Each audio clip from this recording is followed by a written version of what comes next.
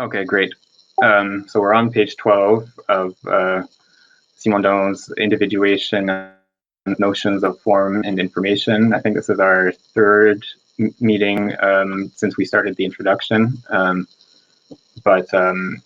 So we're starting at, I believe, the first full paragraph on that page, this study. So I can start reading. This study is founded on the following conception of being. Being does not possess a unity of identity, which is that of a stable state wherein no transformation is possible. Being possesses a transductive unity, i.e., it can phase shift with respect to itself. It can overflow itself on both sides from its center. What is taken as a relation or duality of principles is in fact this overflowing expanse of a being, insofar as a being is more than unity and more than identity. Becoming is a dimension of being, not what comes to it according to a succession that would be undergone by an initially given and substantial being. Individuation must be grasped as the being's becoming and not as a model of the being, which would exhaust its signification. The individuated being is neither the whole being nor the first being. Instead of grasping individuation on the basis of the individuated being must be grasped on the basis of individuation, and individuation on the basis of pre-individual being, which is distributed according to several orders of magnitude. So he's arguing here for a sort of reversal of the order of explanation within philosophy. So instead of starting with the individuated entities and then trying to sort of work backwards from there to grasp the principle of individuation on that basis, it goes the other way around. You understand what an individuated being is by understanding the process of individuation that brings it about, and we understand individuation in turn on the basis of the pre-individual from which it arises.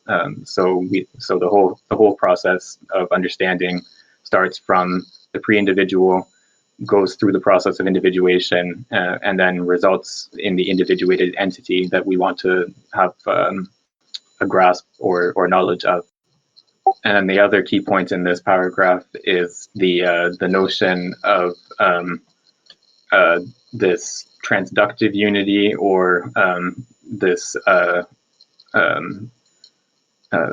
being that is more than unity and more than identity. So this is the pre-individual being, which is not characterized by identity or unity in the standard sense.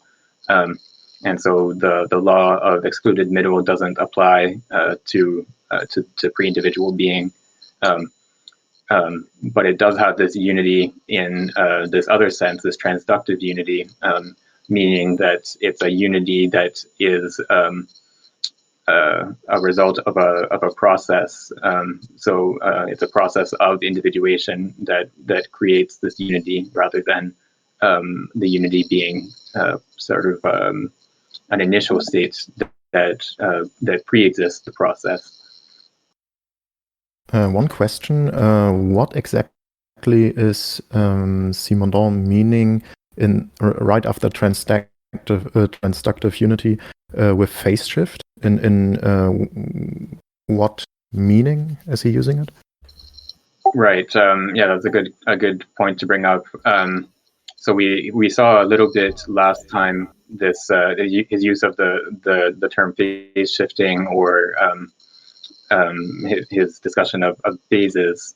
So this is his characterization of the transductive process, is starting from this initial state, this initial pre-individual state, and then a separation into distinct phases that occurs within the pre-individual. So this would be the separation into different orders of magnitude, for example. In the case of, like what we saw with the example in the footnote last week of the plant that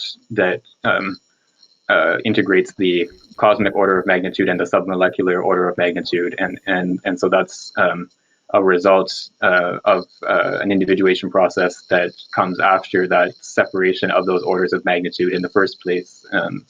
And so that's dephasing or phase shift is that initial separation of those orders of magnitude. It's also noteworthy that this talk of phase shift stays in the association space of individuation if he's taking this from and metastable systems, right? I think on in the forward actually it's mentioned that this phase shift concept is also taken from thermodynamics, and when we talk about metastable systems in thermodynamics, and he refers to supersaturated or supercooled fluids. We are talking about systems that shouldn't be in the phase that they are in. Like a supercooled fluid is a fluid that is below its point of freezing in temperature. Like it's cooler than it should be, but it hasn't frozen because there wasn't a seed for crystallization yet. Right. Yeah. So there's the thermodynamic notion of a phase of matter. So liquid, solid, gas. I suppose plasma. I'm not sure that I think there's other sort of exotic phases in more specialized areas of physics. But so the crystallization process that he takes as the paradigm of transduction is a phase shift from a liquid state to a solid state. But I think that's an instance of what he's referring to here with this phase shift, and it doesn't exhaust what he's referring to in the sense that this phase shift is prior to actually constituted matter. So the process of crystallization is an instance of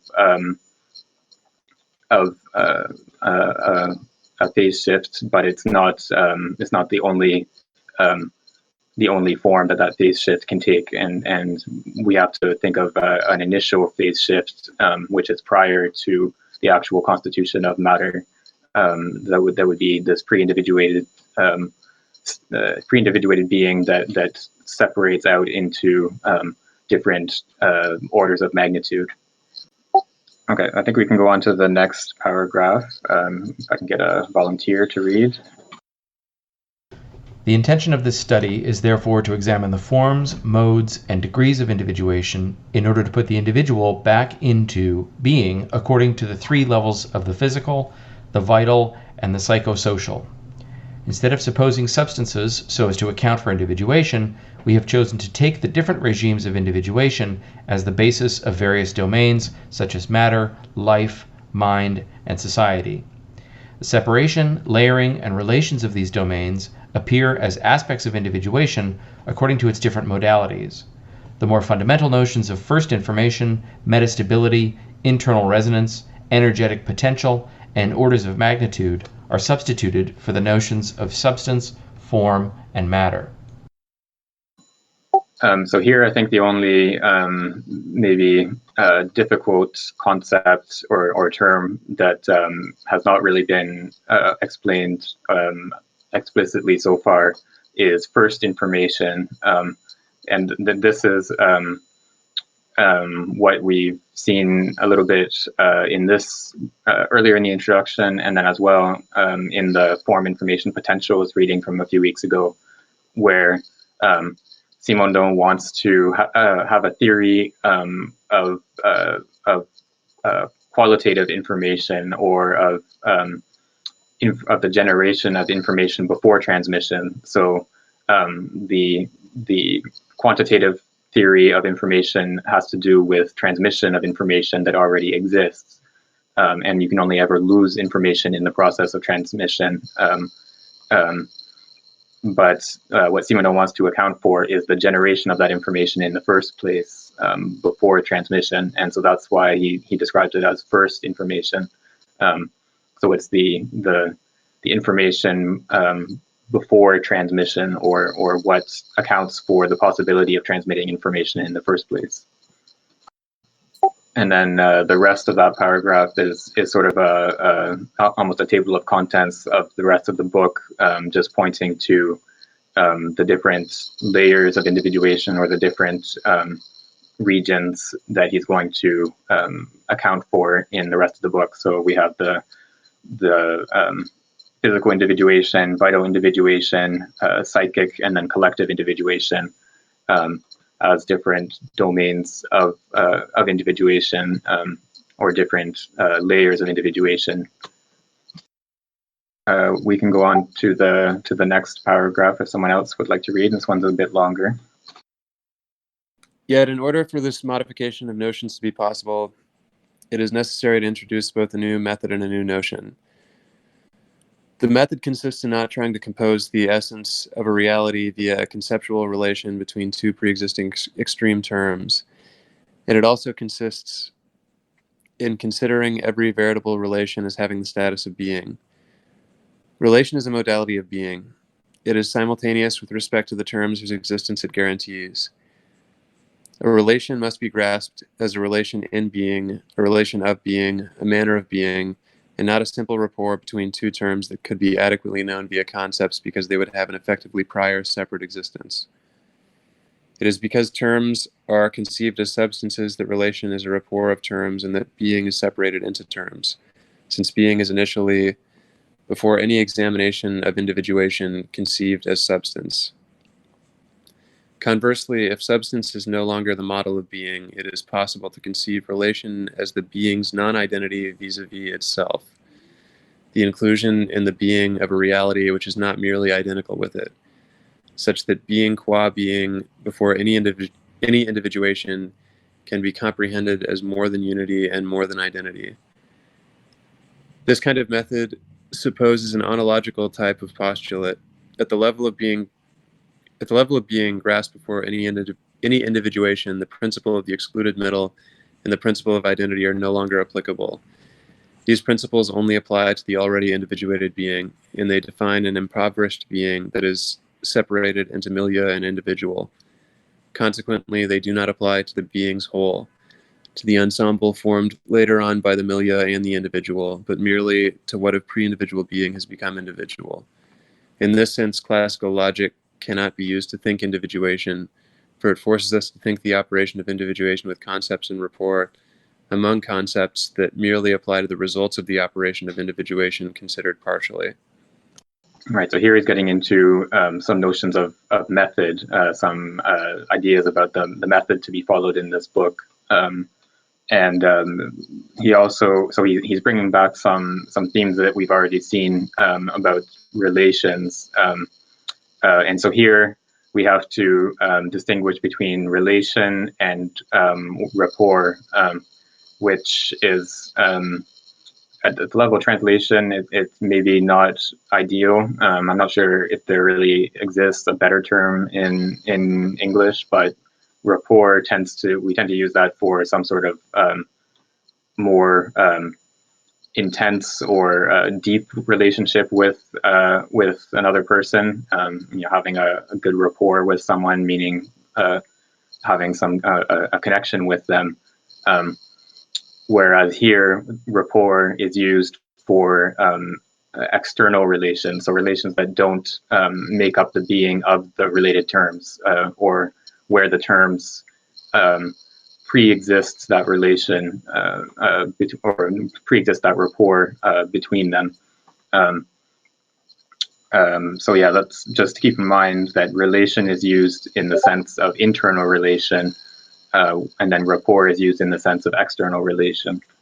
And then, so he also again mentions the this relativization of classical logic, in the sense that classical logic with the principle of excluded middle only applies to already individuated beings or entities, rather than to the pre-individual being that underlies them. So we can't think pre-individual being using concepts in the precise sense that Simondon uses the term. So concepts would be characterized by classical logic and the law of excluded middle, whereas transductive thinking is not conceptual, and it's the means by which we grasp pre-individual being. I guess I should just mention, everyone's being a little bit quiet today, but feel free to ask questions or make comments on the mic or in the chat if anything comes up. But if there are no other comments on that section, then we can go on to the next paragraph, which is like a page long. So any volunteers?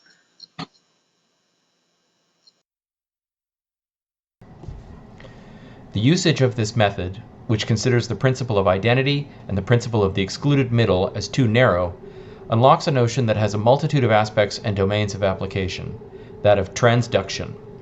By transduction, we mean a physical, biological, mental, or social operation through which an activity propagates incrementally within a domain by basing this propagation on a structuration of the domain operated from one region to another. Each structural region serves as a principle and model, so as an initiator for constituting the following region, such that a modification thereby extends progressively through this structuring operation. The simplest image of the transductive operation is provided by the crystal, which, starting from a tiny germ, increases and extends following all the directions in its supersaturated mother liquor. Each previously constituted molecular layer serves as the structuring basis for the layer in the process of forming. The result is an amplifying reticular structure. The transductive operation is an individuation in progress. Within the physical domain, it can be effectuated in the simplest way via progressive iteration. But within more complex domains, like the domains of vital metastability or of the psychical problematic, it can advance with a constantly variable pace and extend into a domain of heterogeneity. There is transduction when there is an activity that starts from a being's structural and functional center and extends in various directions based on its center, as if multiple dimensions of the being appeared around this center. Transduction is the correlative appearance of dimensions and structures within a being in a state of pre-individual tension, i.e. in a being which is more than unity and more than identity, and which has not yet phase shifted with respect to itself in multiple dimensions. The extreme terms attained by the transductive operation do not exist before this operation. Its dynamism stems from the initial tension of the system of the heterogeneous being that phase shifts and develops dimensions according to which it will be structured. It does not come from a tension between terms that will be attained and deposited at the extreme limits of transduction. Transduction can be a vital operation. In particular, it expresses the orientation of organic individuation. It can be a psychical operation and an effective logical procedure, although it is not at all limited to logical thought. In the domain of knowledge, it defines the veritable measure of invention, which is neither inductive nor deductive but transductive, i.e. corresponds to a discovery of the dimensions according to which a problematic can be defined. It is an analogical operation, at least based on what is valid about this kind of operation. This notion can be used to think the different domains of individuation. It applies to all cases where an individuation is realized, manifesting the genesis of a web of rapports founded on the being. The possibility of using an analogical transduction to think a domain of reality indicates that this domain is effectively the groundwork of a transductive structuration. Transduction corresponds to this existence of rapports that takes hold when pre-individual being individuates. It expresses individuation and allows for individuation to be thought. It is therefore a notion that is both metaphysical and logical. It applies to ontogenesis and is ontogenesis itself.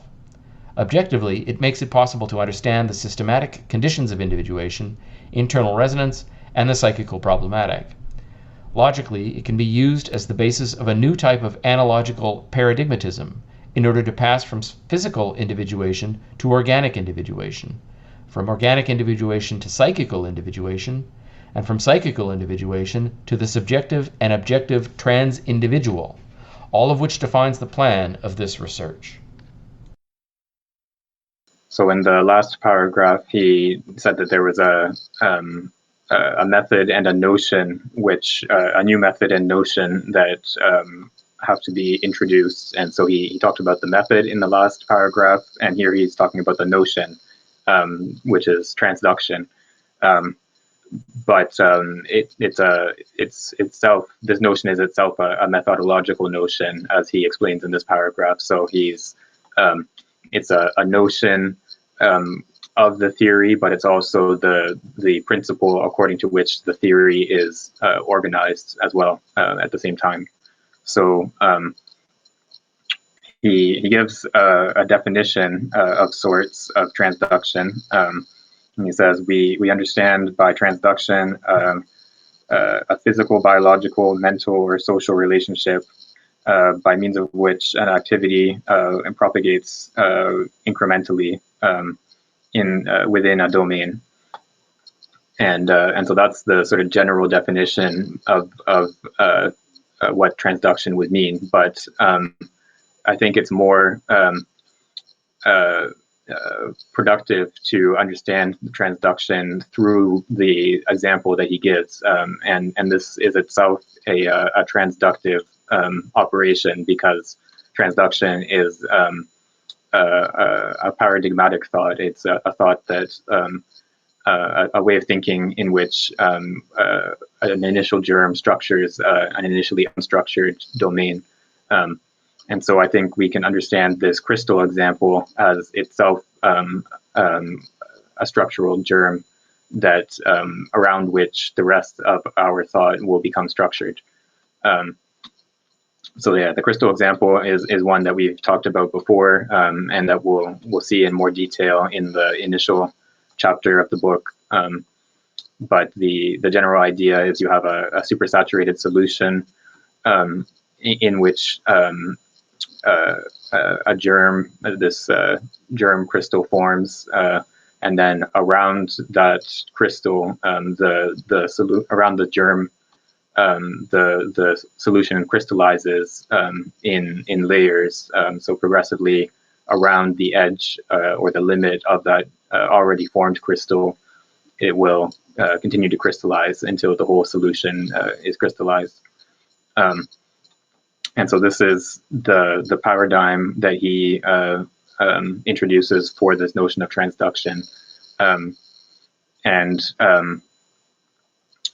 So then there's also this. So that's the basic idea of transduction, is this progressive structuring operation in an initially unstructured domain.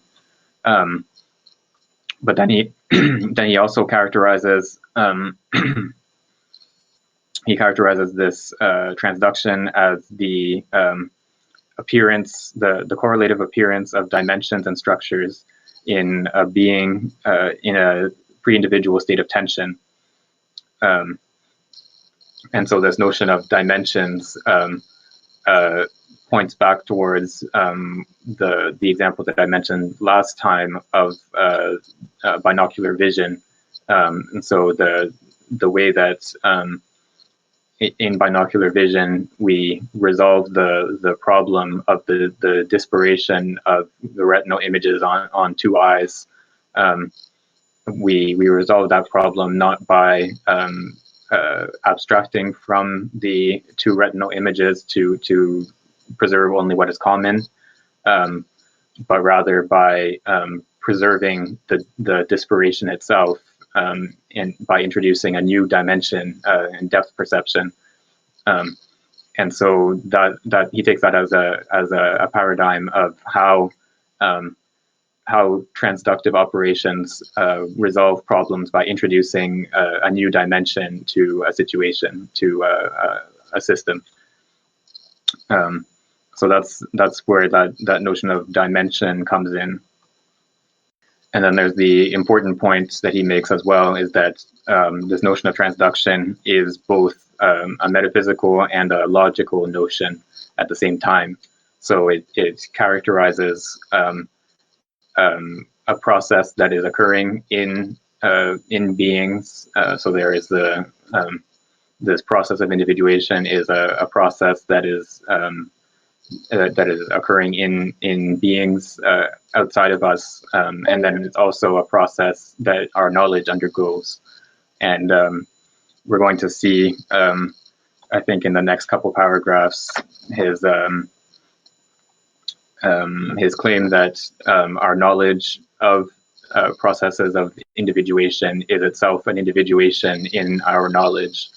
So the only way to know a process of individuation is through this transductive process within knowledge, so undergoing a process of individuation ourselves.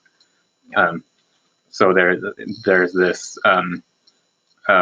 analogical relationship between the transductive process in beings and then the transductive process in our knowledge, and so they have themselves between these two transductive processes. There's this relation of analogy. Yeah, I want to try to contrast that with. So he contrasts it with inductive and deductive. Yeah, so my instinct is to think of transduction as a kind of as a process of being, right? So there is this supersaturated solution, you drop the germ, and then the whole thing starts to transform, right? So I'm trying to figure out, okay, how do we think of this as actually a kind of logical or like a procedure of thinking?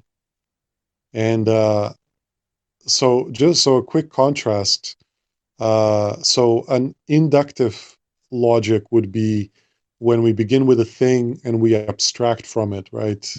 Like, let's say we get a few different types of rabbits, and then we say, oh, all rabbits have, this kind of ear, or they're all furry, and so on.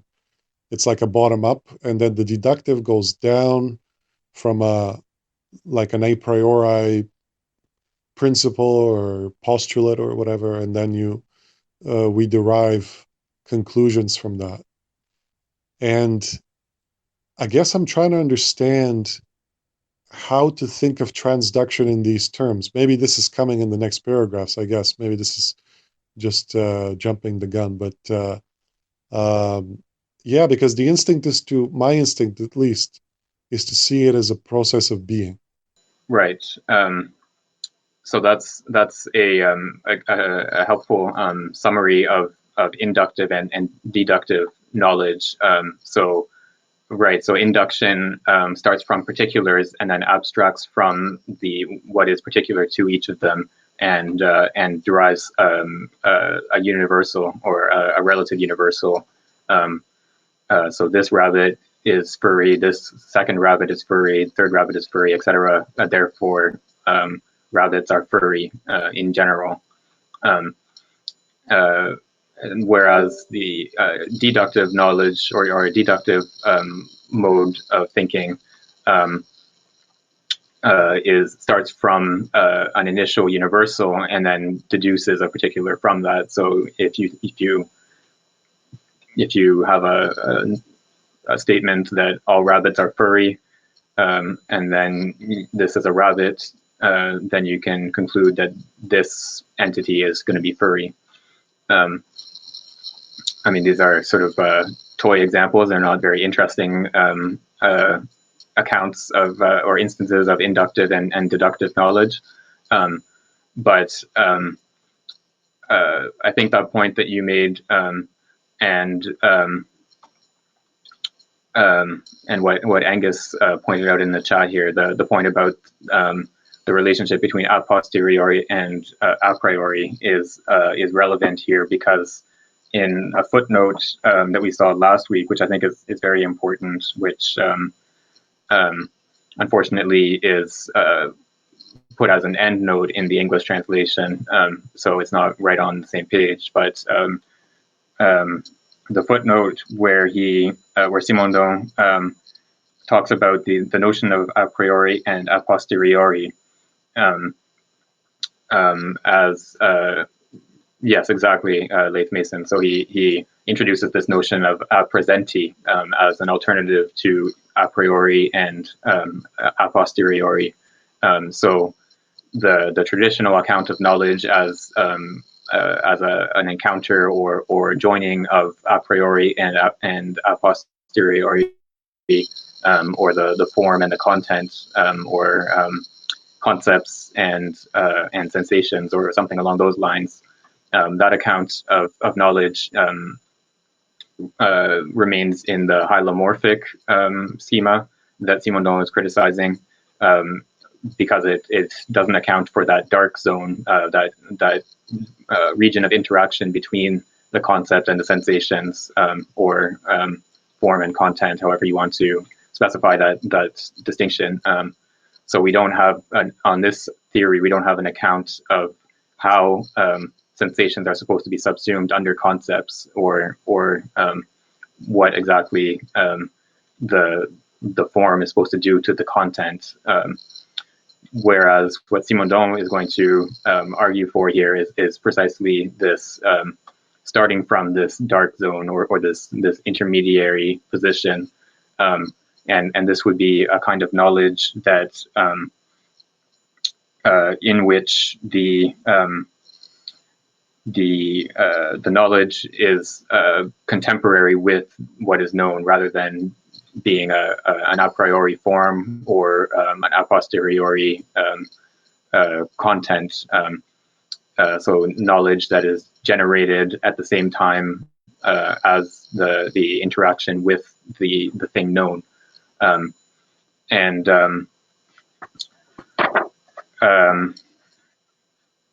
So yeah, so transductive knowledge then would be a knowledge that is itself a process of individuation that's contemporary with the process of individuation in the reality that you're trying to know, rather than a concept that you sort of bring a priori to the thing known, or something that would be abstracted from the particular things known in inductive knowledge. So that's the sort of general orientation of transductive thinking, or transductive knowledge.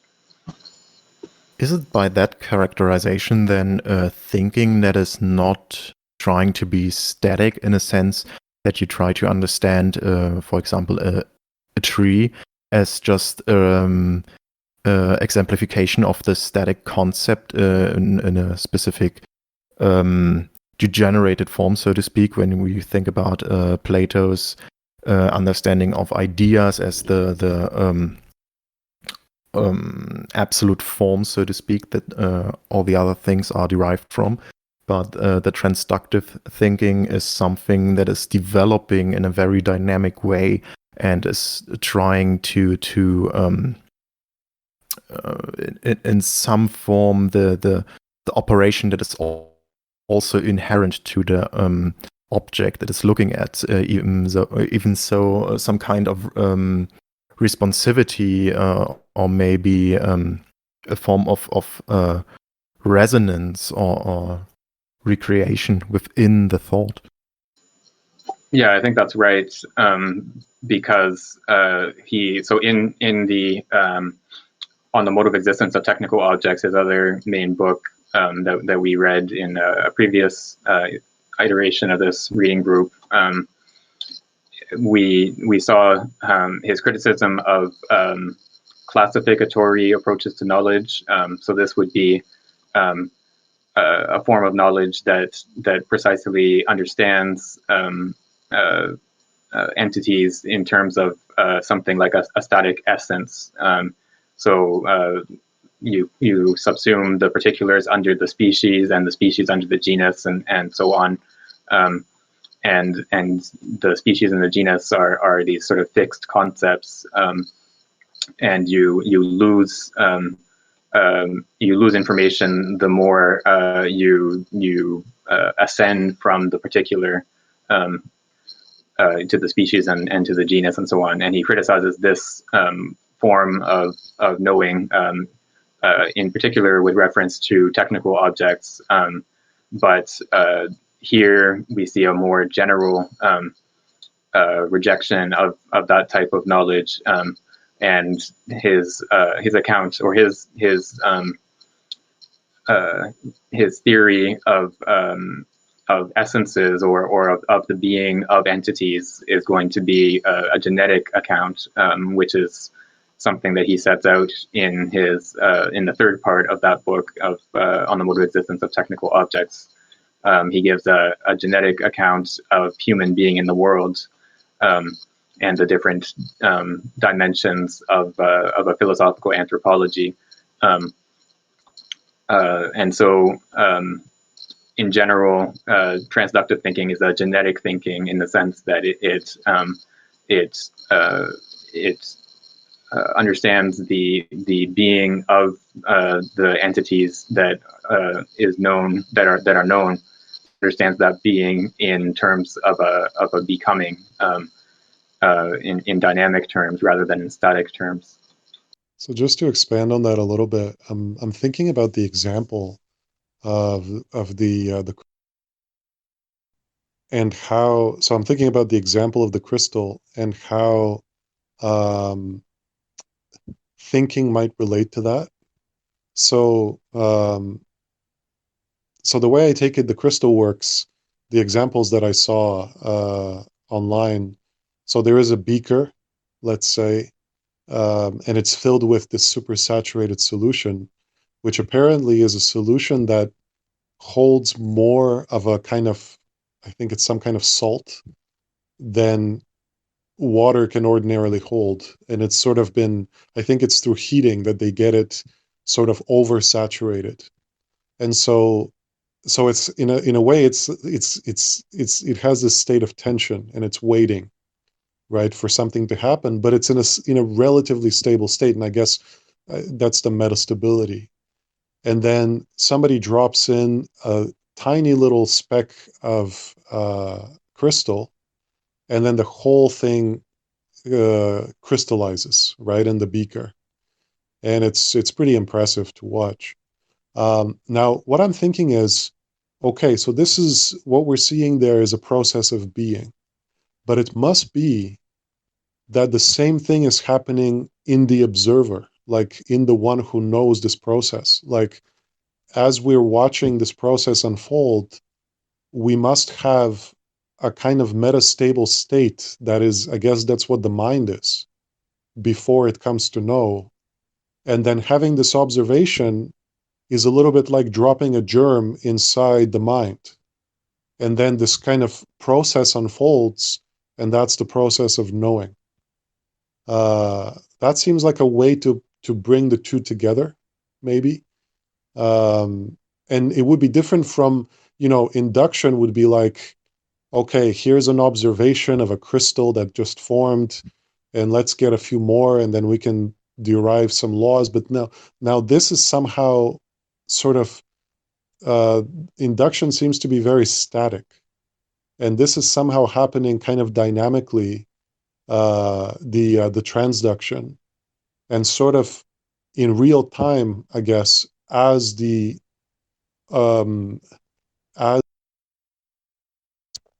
as the crystal is forming. So that's how I can put them together. I don't know if this makes sense. Yeah, it definitely does. I really like it. And it reminds me of the critique that Peirce gives in relation to deduction and induction as well, because for him it lacks the concept, or the ability to discover something totally new. And that's for him the only proper syllogistic way to introduce something new in our understanding of logic and of epistemology is abduction. So it's this third way of deducing in his understanding from a very plausible ad hoc hypothesis, because we are confronted with a new and an yet unknown event. And for him, deduction and induction are just two forms to bring or to transform already known things, but in a new manner. But there's not aspect of novelty to them in a very broad way speaking. Yeah, I think the connection between Simondon and Peirce and the notion of transduction and abduction is something that would be interesting to investigate further. I'm sure that it exists in the secondary literature, but I'm not sure. I haven't seen it myself. But I think that your account that you gave there of transduction in the observation process, I think that's broadly correct. We'll see more about how psychic individuation works when we get to that part of the book.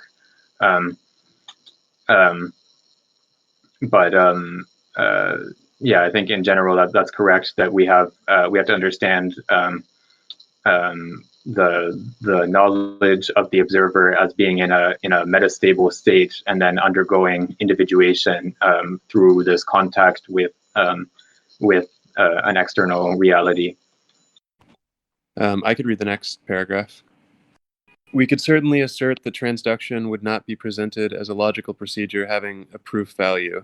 Furthermore, we don't mean to say that transduction is a logical procedure in the current sense of the term. It is a mental procedure, and even much more than a procedure. It is the mind's way of discovering. This way of discovering consists in following the being in its genesis, in accomplishing the genesis of thought at the same time as the genesis of the object is accomplished. In this research, it is called upon to play a role that dialectics could not play. Though the study of the operation of individuation does not seem to correspond to the appearance of the negative as a second stage, but to an immanence of the negative within the initial condition through the ambivalent form of tension and incompatibility. This is what is most positive in the state of pre-individual being, namely the existence of potentials, which is also the cause of the incompatibility and non-stability of this state. The negative appears initially as an ontogenetic incompatibility, but it is in actuality merely the other side of a wealth of potentials. Therefore, it is not a substantial negative. It is never a stage or phase. And individuation is not a synthesis or return to unity, but the phase shift of the being based on its pre-individual center of potentialized incompatibility.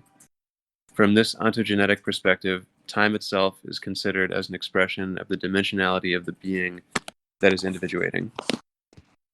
Yeah, so there's a lot in this paragraph. So first, we have this sort of qualification of transductive thought as not having the value or the status of a proof. So it characterizes, transductive thinking is what characterizes the process of discovery, as opposed to what in philosophy of science there's this distinction between the context of discovery and the context of justification. And so transductive thinking would have to do with the context of discovery rather than the context of justification. It doesn't offer a proof for a proposition, but that doesn't mean that it's not a logical process in the sense of in a sort of extended sense in which we would use logical to mean the relation of thinking to a truth or something along those lines. So the transductive thinking is in fact a logical thinking in the sense that it brings about knowledge of an entity in this process of discovery. but it's not logical in the sense of proving a proposition.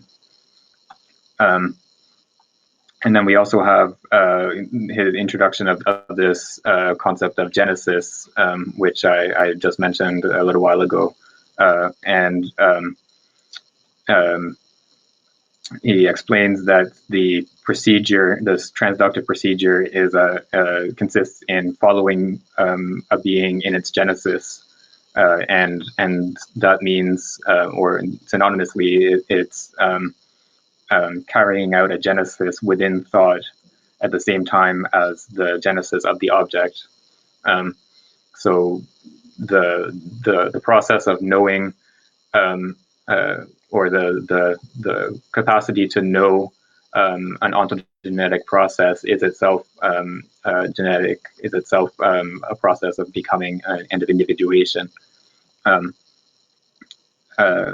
And then so there's always that relationship of analogy between the process in the entity and then the process within our knowledge.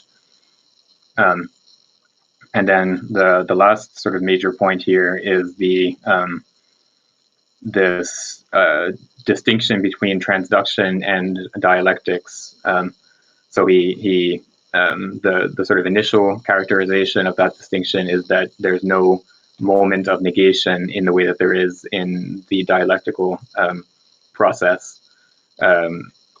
So we don't have a moment of negation. But then he also sort of turns that around to say that the negation is present in the initial stage, rather than forming a second moment of the process.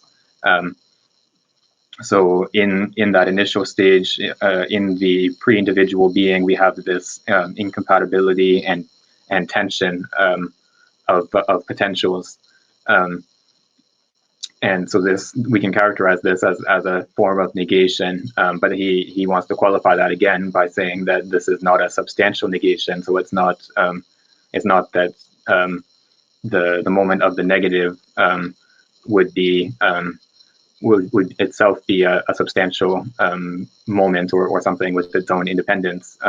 Rather, this insofar as we want to describe the initial pre-individual state as having negation, it's a sort of internal negation built into it. And then because there's this this process of individuation, or this transductive process, begins with the already existing incompatibility and so on. The process can't be characterized as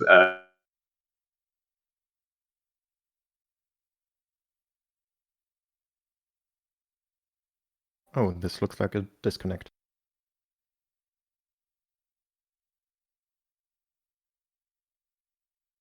Okay, I guess we are waiting now.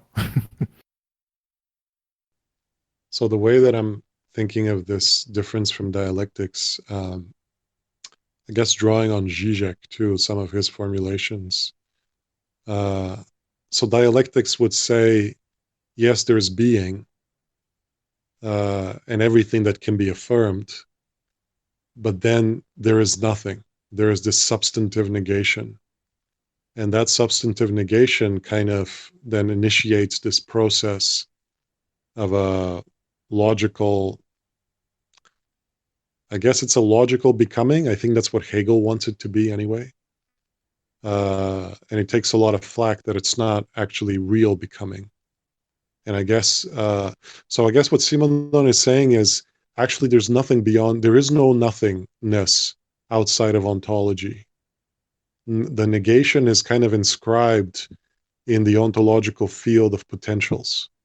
And really, the negation is really the incompatibility of potentials. So like like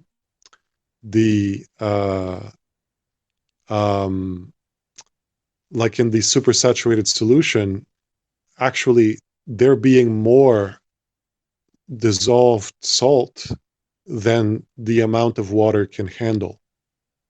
And so it's sitting in this state of kind of it's got this inherent instability that's only waiting to be triggered. And I guess that's the negative for Simondon. And it's not substantive. It's kind of just inscribed in the field of potentials themselves.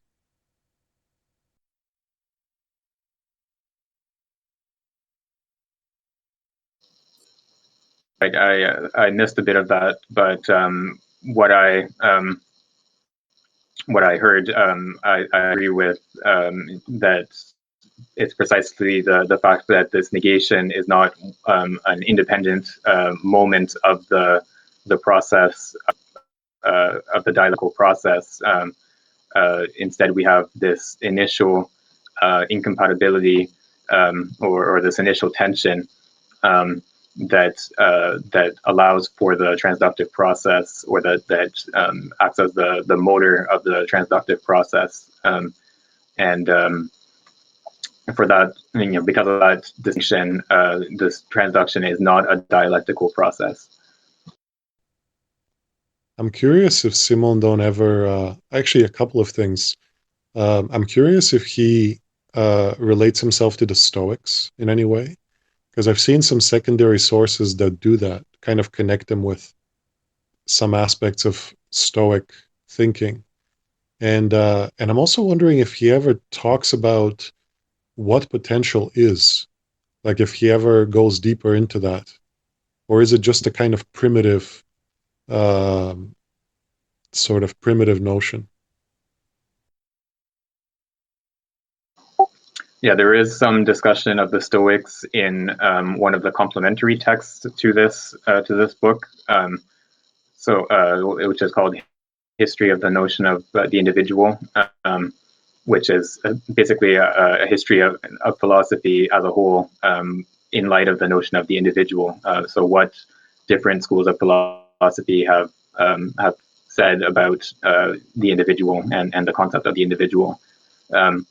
Yeah, there's some discussion of the Stoics in there. I can't remember a lot of the details of what he takes from them, but I think it has more to do with the Stoic ethics rather than Stoic physics.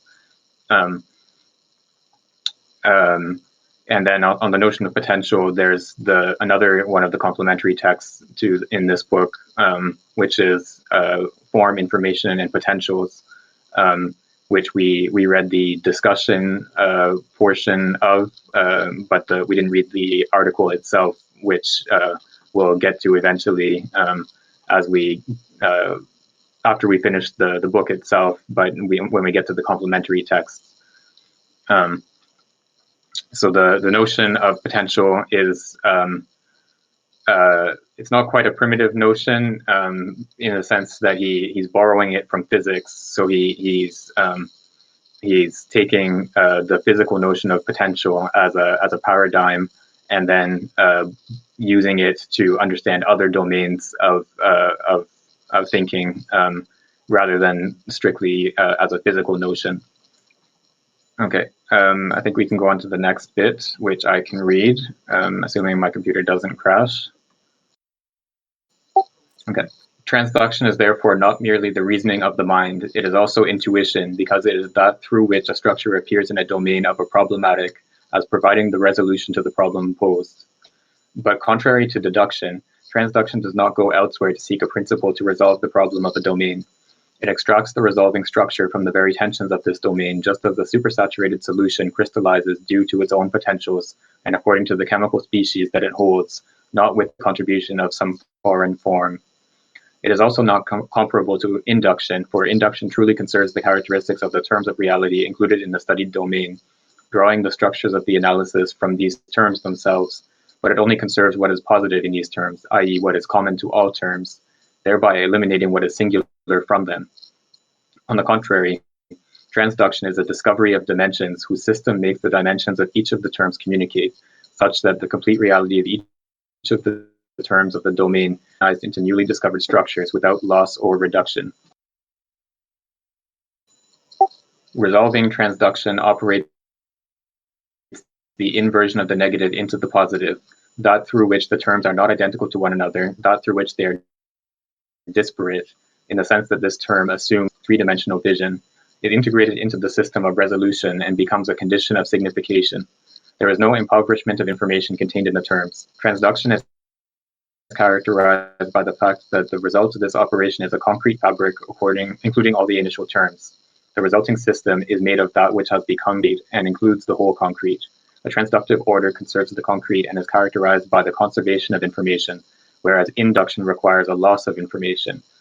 Just like dialectics, transduction conserves and integrates the opposed aspects. Unlike dialectics, transduction does not suppose the existence of a preliminary time as the framework in which the genesis unfurls, since time itself is a solution, a dimension of the discovered systematic. Time emerges from the pre-individual, just like the other dimensions, according to which individuation effectuates itself. So here we have a characterization of transductive thinking or transductive knowledge as intuition, which we've, I think, mentioned a couple times sort of in passing, but this is definitely a Bergsonian resonance here. So in Bergson, there's this notion of intuition as the knowledge of duration, of the inner experience of time, and Simondon has a slightly different notion of intuition in the sense that for him there's no whereas for Bergson there's this strict distinction between the inner experience of time or this inextended duration, and then on the other hand the perception of extended substance in space. For Simondon, we can have intuitive knowledge of entities in space. We can have the intuition applies to anything that can undergo this process of transduction. So it's not limited to an inner experience of time. We can also have intuition or an intuitive knowledge of entities outside of ourselves, insofar as they are undergoing a transductive process or this process of genesis. And then he specifies here in this paragraph, he distinguishes transductive knowledge from inductive and deductive knowledge in basically the same way as we were talking about earlier.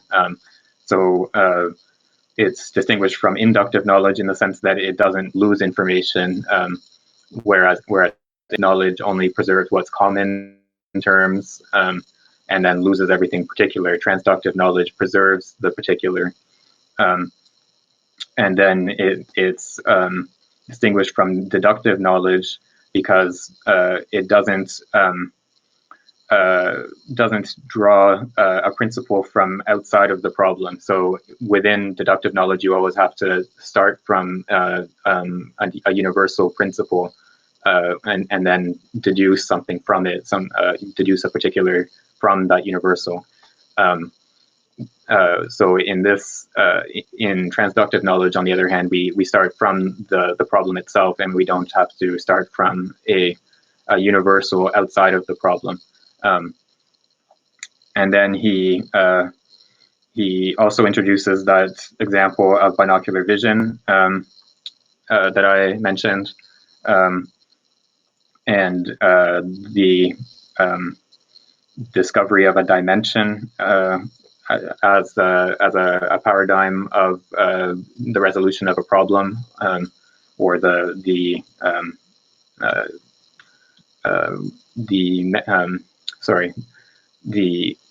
resolution of an incompatibility in a system. And then there's this difficult notion of time as arising out of this process of individuation. So for Simondon, time is itself a dimension that has a genesis within the process of individuation. So rather than time being a sort of frame in which the process of transduction occurs as he suggests is the case for dialectics, he here is arguing or suggesting, I suppose, that we should understand time as itself being a dimension that is a result of a genesis. So I'm curious about a couple of things. I don't want to hog the space, but it seems like yeah, no, go ahead. There are no takers. Yeah. Well, in an earlier paragraph, he said something interesting. Yeah, so there was something interesting in an earlier paragraph where the germ, I think he called it a model. So in the crystallization process, I guess the bit of crystal that's put in acts as a kind of model in the genesis, and then so there's a hint, I guess, of a kind of form matter or there is some this distinction of roles, I guess, between the germ that enters and then the metastable field that is transformed, sort of on the model of the germ. But I suppose it's all of it is going to be relative. You know, this relationship is going to be relative to the particular kind of milieu that we're dealing with. I guess what I'm thinking is that, like, there is a sense of asymmetry, and I guess that asymmetry really is what's driving the process. Yeah, there's a couple points here.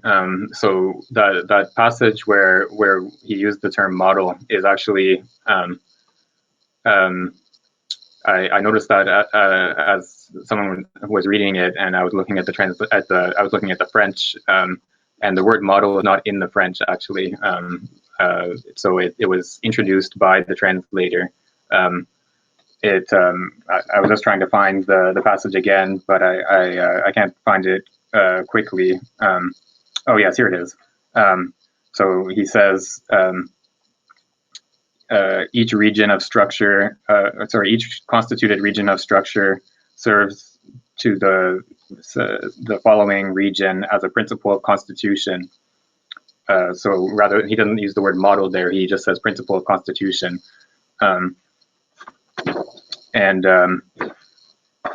I think that does raise an interesting point or difficulty for Simondon's account that we talked about a little bit last time, I think, or maybe it's the previous meeting.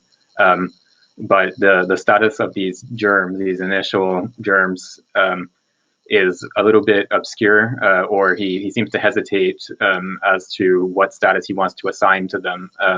Because in the crystallization example, the germs come in from outside, so there's an already constituted crystal, just a tiny piece of crystal, but it's something already constituted, already individuated, that is introduced into the solution, and then on the basis of that germ or surrounding that germ, the rest of the solution crystallizes. But that if we want to take that account where the germ is something already constituted and individuated that is introduced from outside the system, doesn't fit with the rest of what he wants this notion of transduction to do. And then the sort of alternate account of these germs is one that he in the form information potentials discussion or in the paper, and then in the discussion that we read a couple weeks ago, he sort of brings up this idea, but then hesitates to use it. But he suggests the idea that the germs would arise through chance. So there would be this moment of chance, and I think real life crystallization processes do have this element of chance in them, because the supersaturated solution can crystallize without having an external germ introduced, like we think of the way that water will freeze if the temperature is low enough, and there doesn't need to be an external crystal, an external already constituted crystal introduced into the solution.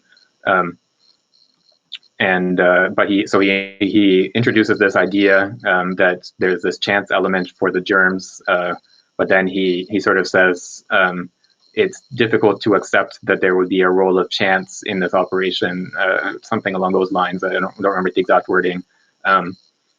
So I think he's aware of this problem of where these germs come from and whether they're sort of external or internal, but he doesn't have a good solution to that problem, and he doesn't want to have recourse to a role of chance in the transductive process.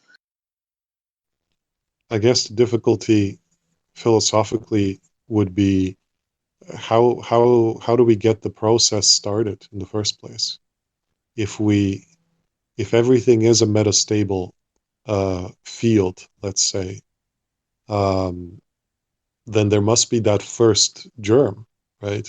That gets the metastable solution sort of developing or transducing. And yeah, so I can see how chance could do it. Could he spell this out just in terms of the differences of potentials? Just in terms of, let's say there is a difference in between the potential within one region of the entire field and then some nearby region. Or is the danger that, the problem is, why hasn't everything just remained as in a metastable state? Why isn't everything just a kind of metastable solution forever kind of dwelling in that metastability? Yeah, I think that's a good characterization of the problem. So I think like you sort of sketched out there, the idea that there would be some sort of relationship between the potentials in that initial pre-individual state that would bring about the process of transduction and individuation. I think that doesn't work because then we're still always remaining at the level of potentials rather than of actuality, and then it seems as if we need something actual in order to get the process of individuation that will result in a new actuality. Like in order to get that process going, we need something actual like that germ, that initial impetus to the whole process. But if we do accept that there is something actual introduced from outside to start the whole process, then we've sort of just pushed the problem back another step, because then we need to have an account of where that germ comes from. Yeah, I think this is a serious difficulty for Simondon, and I think possibly the reason why he doesn't want to use this notion of chance is because it would play a similar role in his account as the Kleinemann in the atomistic theory.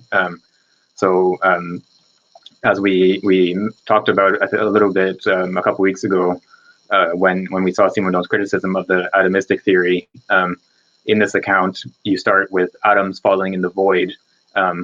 But if the atoms just are all falling, they'd all be falling in parallel tracks to each other. There would be no contact between the atoms. And so in order to account for composite bodies made up of many atoms, we have to introduce this notion of the Kleinemann, or the swerve, which makes some of the atoms deviate from the the perpendicular path, and then allows atoms to come into contact with each other.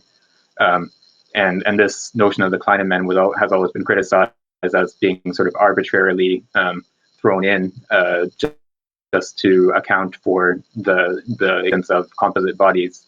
And I think Simondon doesn't want to introduce a notion of chance for a similar reason, because it would seem to be sort of an arbitrary introduction of this notion just to account for that actuality that starts the whole process of individuation. So yeah, I think there's a real problem on this point in Simondon's theory.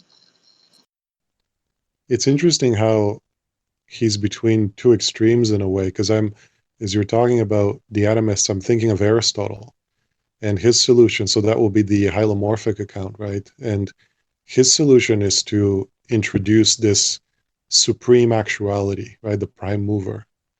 And the prime mover is a final cause for every development, every actualizing of potential. And that's obviously not, so the prime mover, I guess, is a kind of form, right? The supreme form. And very clearly that's not what Simondon wants. But it seems like he would need some kind of,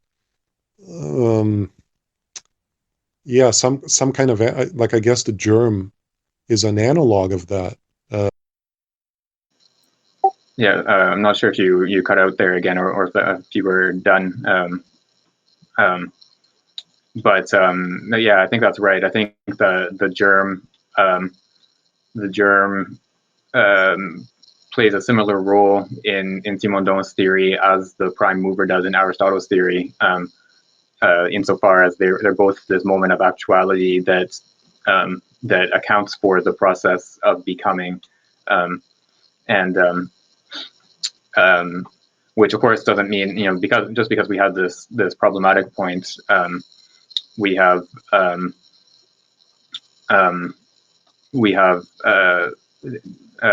doesn't mean that the rest of the theory is to be rejected or something like that.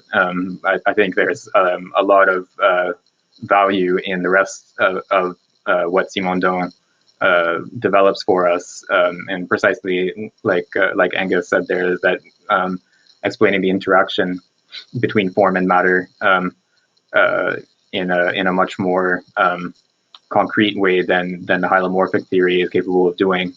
But I think it's worth pointing out this problematic point, and keeping it in mind as we continue reading.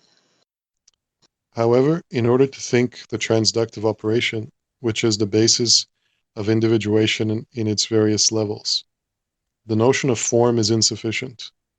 The notion of hylomorphic form is part of the same system of thought as that of substance, or that of rapport, as a relation posterior to the existence of terms. These notions have been elaborated based on the results of individuation. They can only grasp an impoverished real without potentials, and consequently one that is incapable of individuating. And you're saying the next one as well. Yeah, the next one too. Thank you. The notion of form must be replaced with that of information, which supposes the existence of a system in a state of metastable equilibrium that can individuate. Unlike form, information is never a single term, but the signification that emerges from a disparation. The ancient notion of form, such as the hylomorphic schema upholds, is too independent from any notion of system and metastability. The notion of form provided by Gestalt theory, on the contrary, conveys the notion of system and is defined in the state toward which the system tends when it finds its equilibrium. It is a resolution of tension. Sadly, an overly superficial physical paradigmatism has led Gestalt theory to consider that the only state of equilibrium of a system that can resolve tensions is the state of stable equilibrium. Gestalt theory has ignored metastability. We would like to take up Gestalt theory again, and with the introduction of a quantum condition, show that the problems posed by Gestalt theory cannot be directly resolved via the notion of stable equilibrium, but only via the notion of metastable equilibrium. Good form is therefore no longer simple form, pregnant geometrical form, but significative form, significative form, i.e., that which establishes a transductive order within a system of reality bearing potentials. This good form is what maintains the energetic level of the system, conserves its potentials by making them compatible. It is the structure of compatibility and viability. It is the invented dimensionality according to which there is compatibility without degradation. The notion of form then deserves to be replaced by that of information. During this replacement, the notion of information must never be reduced to signals or supports or vehicles of information, as the technological theory of information tends to do when it is siphoned by abstraction from the technology of transmissions. The pure notion of form must therefore be saved twice from an overly superficial technological paradigmatism. First, relative to ancient culture due to the reductive usage of the notion of the hylomorphic schema. Second, relative to the state of the notion of information in modern culture, to save information as signification from the technological theory of information, conceived by way of the experience of transmissions through a channel. For we actually uncover the same goal at work in the successive theories of hylomorphism, good form, and then information. The goal that seeks to discover the inherence of significations to being. And it is precisely this inherence that we would like to discover in the operation of individuation. Right. Yeah. So thanks for that.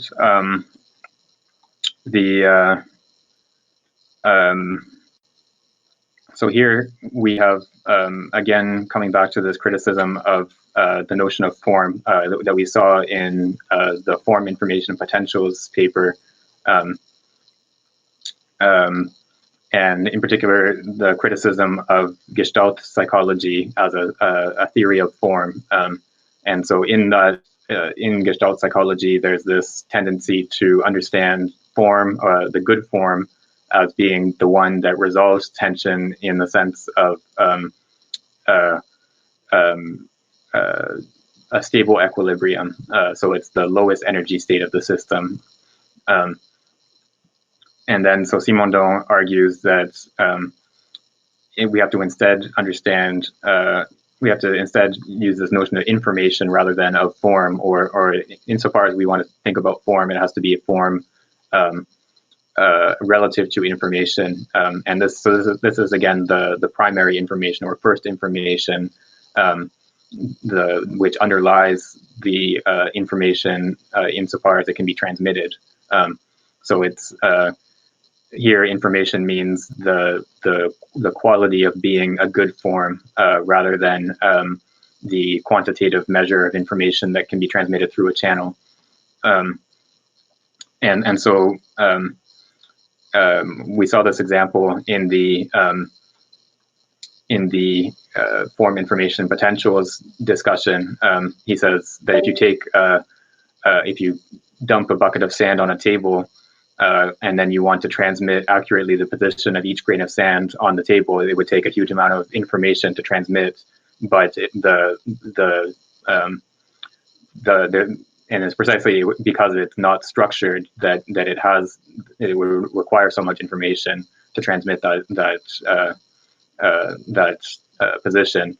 Whereas if you draw a rectangle or something like that, and you wanted to transmit that rectangle to another person, you could transmit with a much lower quantity of information just by specifying the dimensions of the rectangle.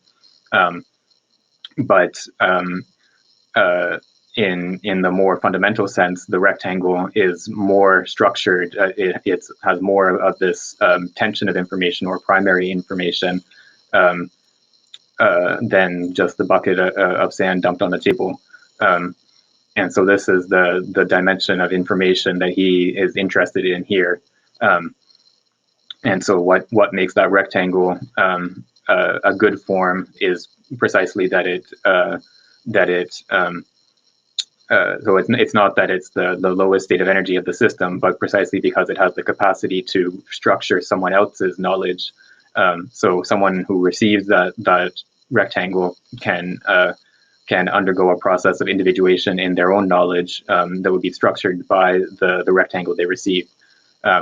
And so it's the capacity to bring about that transformation that characterizes a good form. And so he says we need to replace this notion of form with one of information, and then we have to sort of save this notion of form from these two possible dangers that it can undergo. So on the one hand, it can be reduced to ancient culture, or it can be used in this reductive way in connection with ancient culture. So talking about ancient Greece here, and then it becomes the notion in the hylomorphic schema of a form that it's imposed on a matter in some obscure way, and then we don't have this understanding of the interaction between form and matter. And then the second danger is that form will be reduced to this notion of information as what is transmitted through a channel, and what we have to hold on to, opposed to these two dangers, is the understanding of signification as inherent in being, as he puts it. And this is what the notion of individuation and transduction is supposed to explain for us. Right, because when we look at information in this sense of early communications theory after Shannon and Weaver, for example, in this signal model, a triangle is very very simple. So it is more informed in the sense than the pile of sand, because this is so unstructured.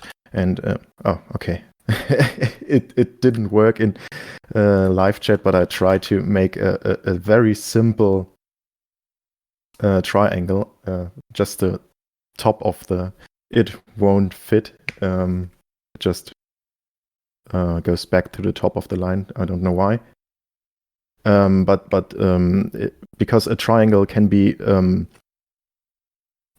transmitted so simple, just with 6 different dots, for example, it has a lot of redundant information. You could, for example, have a triangle with a lot of information that you need to transmit it by, for example, use continuous lines that are made of almost infinitely many points. So it could also be something with infinite information. But I guess his point here is that we shouldn't reduce information to this simple transmission in a technological sense, because then the genetic structures and the genesis of different forms, so to speak, or of intensities get lost.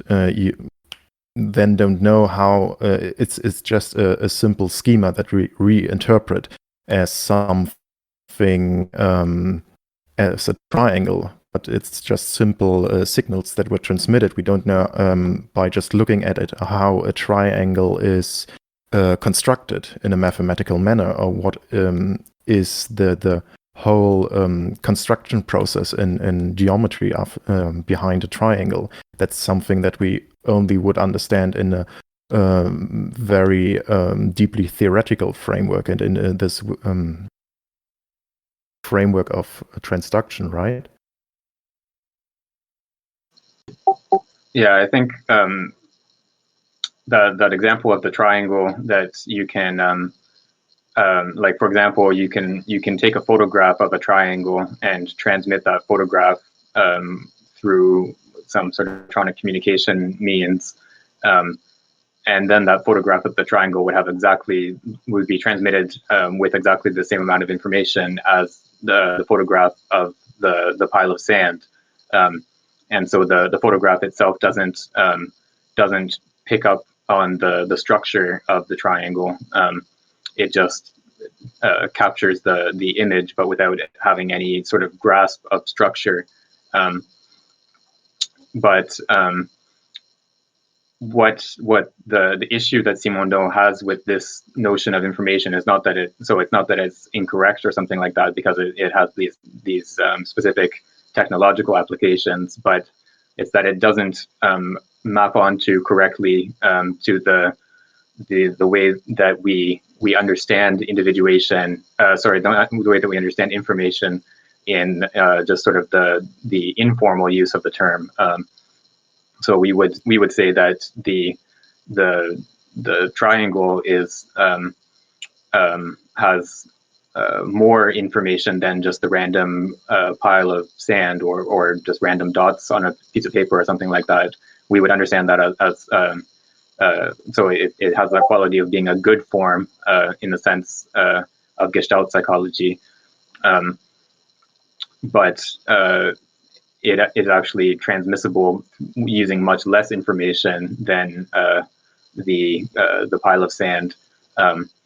So he wants to account for that sort of more everyday use of the term of information, and so information in that sense would be not just what is transmitted through the message, but the structuring that precedes the transmission. And so this is for him is a more fundamental notion of information, and so that's why he sometimes uses that term first information or primary information. And so this notion of information underlies the transmission process. So it's only because there is already this process of generation of primary information. It's only because that exists that we can secondarily transmit information across a communication channel. And then Angus had a question in the chat here. Is he drawing a link between, sorry, just a sec. Is he drawing a link between the good form and binocular vision in that it preserves potentials rather than subtracting from the available information? I think, so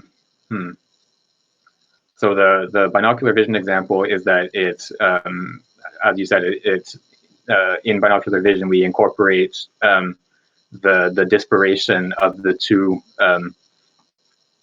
retinal images rather than abstracting from what is different between them. We incorporate that disparation and generate the third dimension or depth perception. And the notion of information plays a similar role in the sense that the